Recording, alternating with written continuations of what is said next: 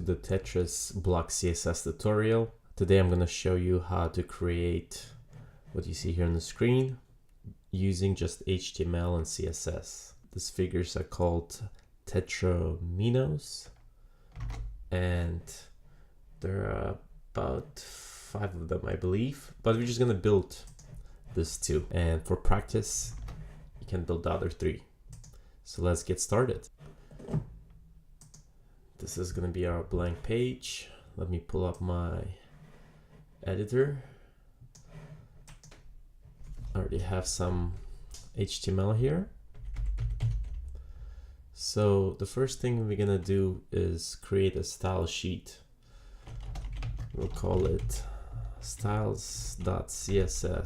To link it, you just typing in link rel equals style sheet, and you also tell the tag the name of your style sheet, which is in our case styles.css.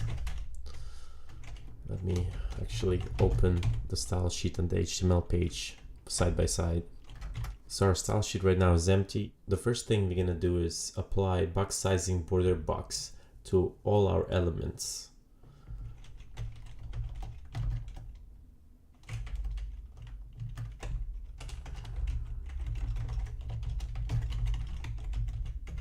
By default, CSS uses content box for box sizing. And what that is basically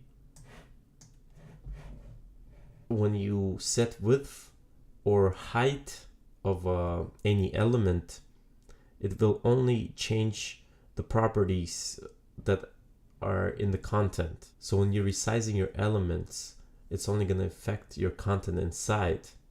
But if we set our box sizing to border box, when we set the width and height, it will affect the whole element, and that's what we want. So the next thing we're going to do is create a header, and HTML5 and CSS gives you all these attributes that lets you kind of define different sections of the page. Major concept alert. An ID versus a class. The main difference is IDs, obviously you define with an ID, versus when you define a class, you define a class using class keyword. But the most important distinction is you can have only one unique ID on the page, meaning you can have only one main header on the page. You can reuse this ID again. With classes, they're more modular, so you can use them over and over in the page. My personal naming convention for IDs is to use underscore, and when I create classes, I use a dash. So let's create a header. It's gonna be devdelight.com. Let's name it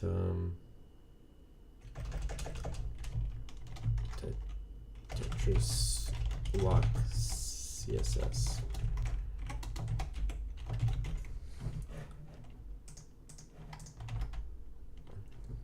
That sure doesn't look pretty, right?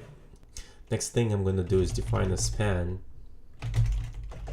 And what a span does is it's kind of like a div, except it does not divide the block elements. Span is usually inline and used for like small chunks of HTML inside each line. So let's give the span a class, and we'll call it class red color, right?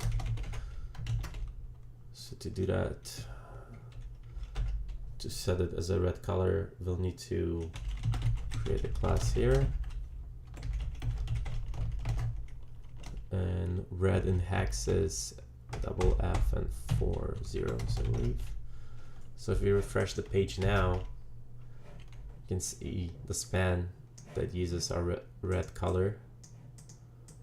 It has changed devdelight.com header to red, but it left this alone.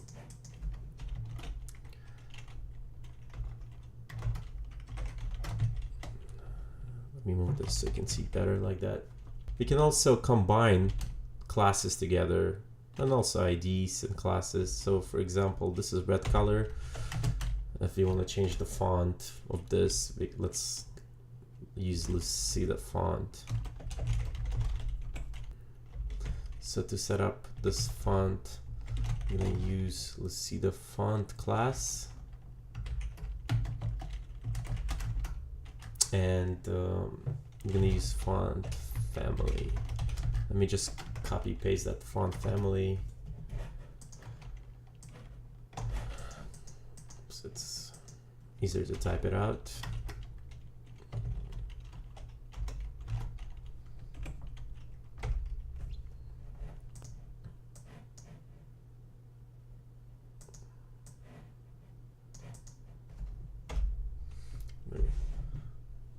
Let me resize this for you guys.